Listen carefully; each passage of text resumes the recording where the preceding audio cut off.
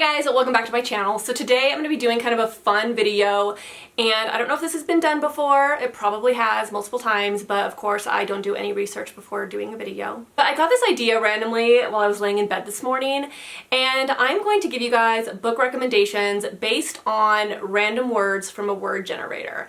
Now I'm making up my own rules for this. I don't know like if this has been done before with different rules, but what I'm going to do is I'm going to do two words, and I'm either going to try to find a book that combines both words, or if I can't, then I will just do one of the words. Now, this isn't obviously to really give you guys real recommendations. It's more so just a challenge video to like watch me struggle on camera, which is always entertaining.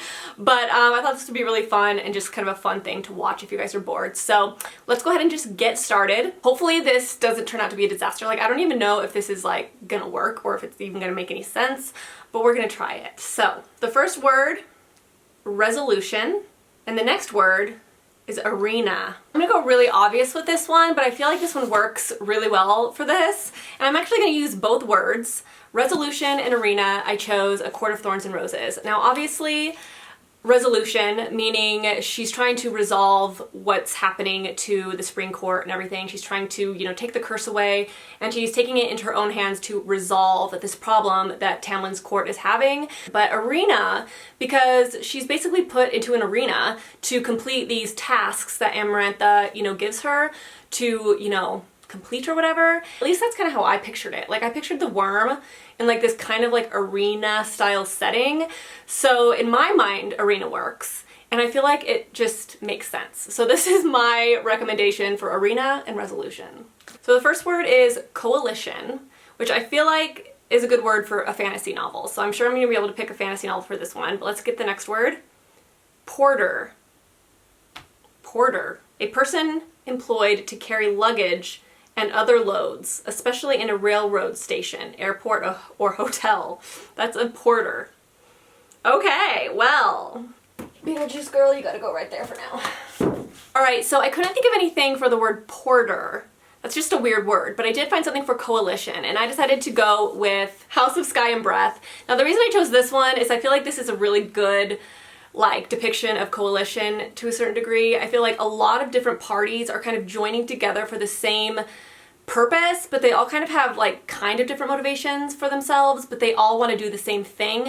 And I feel like there's a lot of people that are kind of joining together as an alliance to beat the overarching villain, if you know what I mean. And I feel like, throughout this book, even people that you don't expect kind of joins the alliance. And I think that this is a really good fit for just unlikely people coming together for kind of the same cause. Even if, their motivations are slightly different, they still want to do the same thing. Can I relate Porter to this at all? I feel like maybe the Ocean Queen, how she has those big ships and she those ships carry people. Maybe she's does that work? I don't think so. Let's see what the next words are, shall we? Organize. Organize. And investigation. Okay, so I'm thinking like a thriller with a investigative quality, maybe like a murder mystery or something. Okay, I got a good one.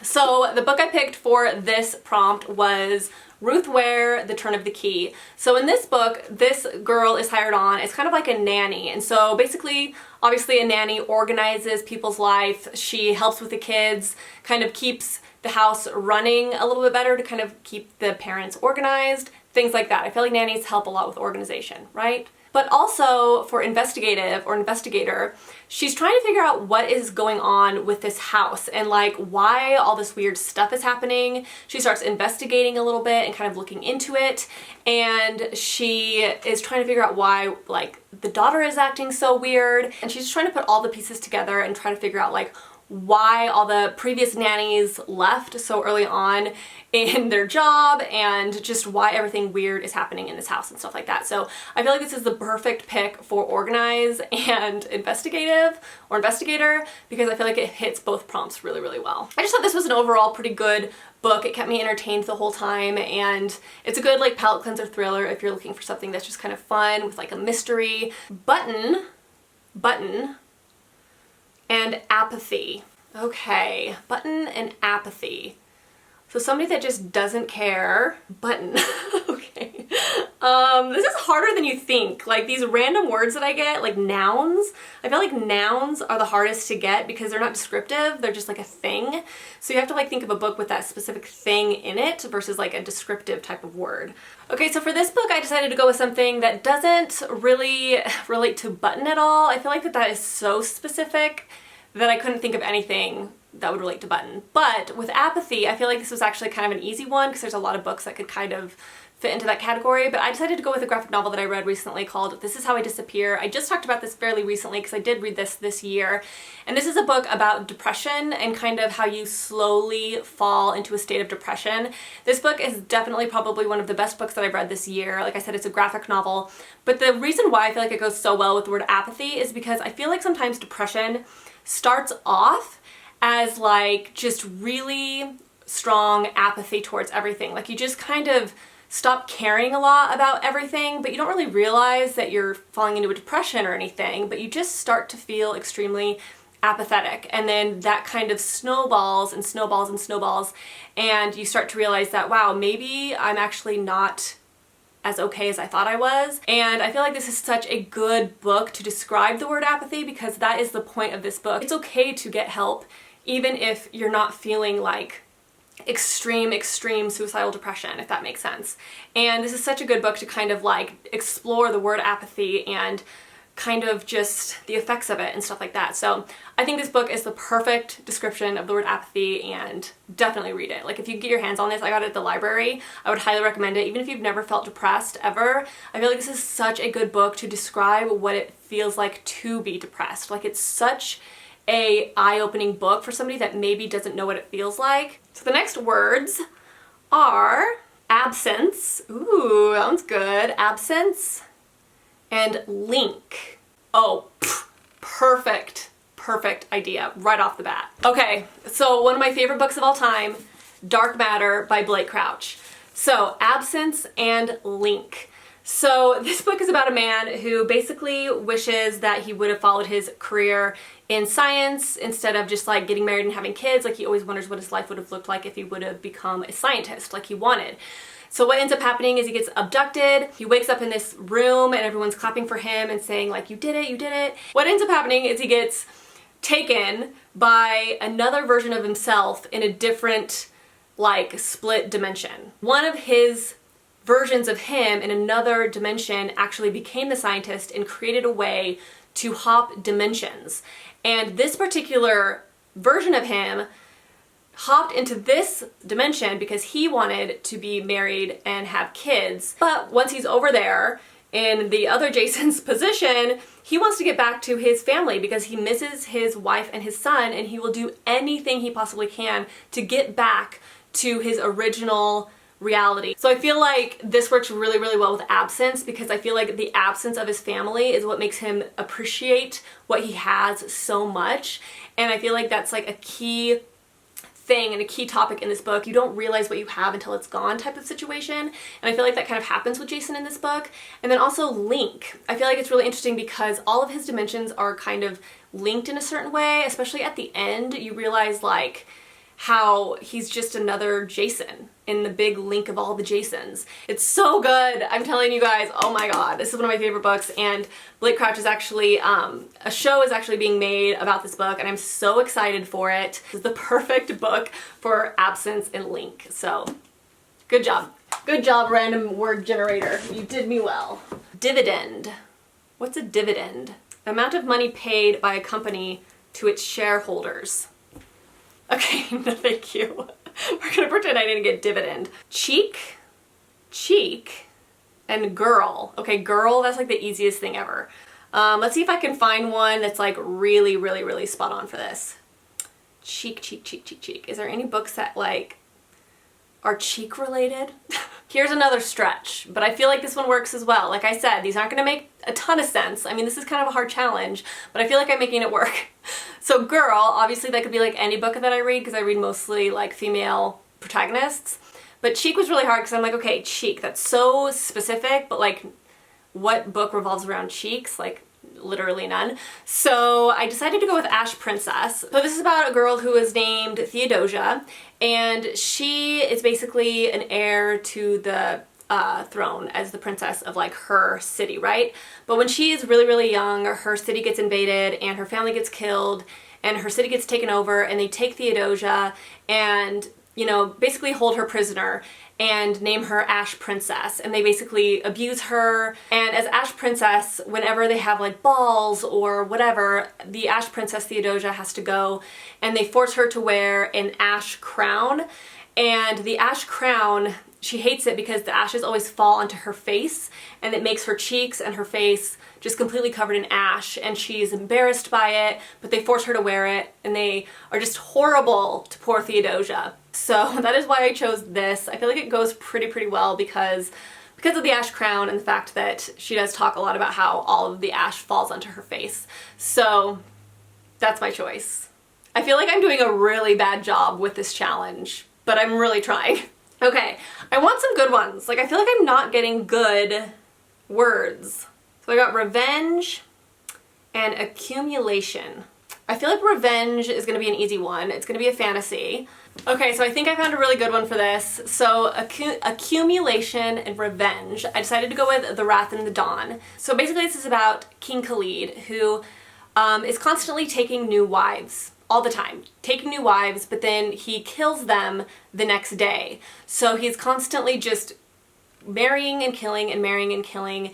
And the main character in this book, her cousin, I think it's her cousin, she ends up marrying, being forced to marry King Khalid, and he kills her the next day. Shahrazad decides that she wants to marry the king and basically get revenge. She wants to, you know, avenge, first of all, her cousin and all the women that he's killed, but she basically wants to get revenge as well, and she wants to kill him before he has a chance to kill any other women. So I feel like this is the perfect story for revenge and somebody that's literally motivated by revenge. But the thing that I think is interesting and why I chose this for accumulation is because King Khalid is accumulating a whole bunch of dead wives.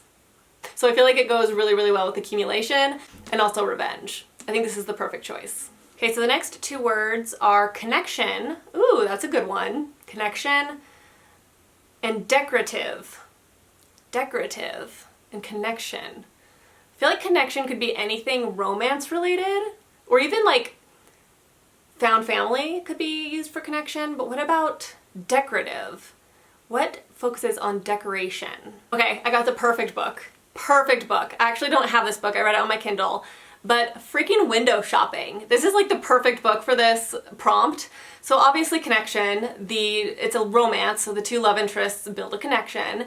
And decorative, because the main character wants to be a window dresser. She wants to decorate windows for stores because she loves, you know, window shopping and stuff, and she thinks window dressing is a very important and underrated job, and it's her dream job, and she ends up getting the job as a window decorator for this big company. And I feel like this is the perfect book for this prompt, and it's the best book ever. I give this book 5 stars. It's the perfect book to read around Christmas time. It's so cute if you want just a good fluffy romance with like a sunshine grump trope. Highly recommend this book. It's so good, and I feel like it works perfectly with this prompt. So the next two words are recording. Ooh, I think I got a good one for this. And layer. Okay, so for this one, I decided to go with Daisy Jones and the Six. That's the first book that I thought of when I heard recording, and it's because it's one of the only books that I've read with like music in it, I feel like. Well, maybe not the only one, but it's like the main one that popped into my head. So basically this is about a 70s rock band. They're a amazing, like really famous rock band. It's basically like sex, drugs, and rock and roll, and it's the story of this band, and it's told in like interview format. I feel like it works really well with recording because they are recording artists, but I picked this for layer as well because one of the main reasons I feel like this book was written and one of the main points of this book was to demonstrate the layered relationships of these bandmates and like the layers that are kind of being unfolded through this interview, like why this band broke up and kind of all of the different sides to the story and all the different bandmates kind of explaining the downfall of Daisy Jones and the Six. And I feel like this is a really good book for the word layer, but also obviously recording because they're recording artists. So let's do one more, just for shits and giggles. Okay, Okay, so the next word is offensive. Okay, offensive. And thesis. Okay. Huh. Let me think about this one for a second. Offensive and thesis. Those are some really interesting words to put together. Okay, so the book that I chose was All the Ugly and Wonderful Things by Bryn Greenwood. So the reason I chose this for offensive and thesis is because I feel like some people might find this book offensive. So this book is about a young girl who basically grows up in like a really horrible family environment. No one really loves her. And she ends up meeting or saving this man who gets in a motorcycle accident right near her house. She ends up saving him, and they end up growing like this really close bond, and they fall in love. But she is like way underage and he is like an adult man, and it's such a like viscerally like hard book to read. Because you know this is not right. Like, you know deep down you're like, no, like this is gross, this is wrong, like it's weird. Because in a way, when you're reading this, like, and you, especially when you read the last chapters where Bryn Greenwood kind of talks about why she wrote this and different things to kind of think about and stuff like that, when you're kind of reading like the book club notes that you kind of discuss in like a book club, you actually can kind of come up with some really interesting ways of thinking about this book, thinking about this relationship, why this relationship happened. It's the weirdest thing because deep down you know it's wrong, but then at the same time you're kind of like, wait a second, hold on. So I feel like this book could come across as really offensive, and I could see people having extremely strong opinions about this book. But I also think that this book is so good for discussion. Like, I feel like this works really well for thesis because I feel like this is one of those books where you can really, really dig deep. You can have some really open-minded discussions. You can like kind of, you know, remove different layers and kind of look at things in different ways, and you can kind of dive deep into other topics just based on the things that this book covers. But it is a little bit offensive, and it definitely does provoke very visceral feelings and visceral emotions that just like you're trying to fight really badly. And that's what I liked about this book, is just kind of pries into areas that you just would rather not really go, but like sometimes it's good for you to kind of go into different areas of the mind and kind of think about things in different ways. Really, really good, and a good book for offensive and thesis. So if you want a book that's thought-provoking, that's going to make you kind of think, then I think that you will like this.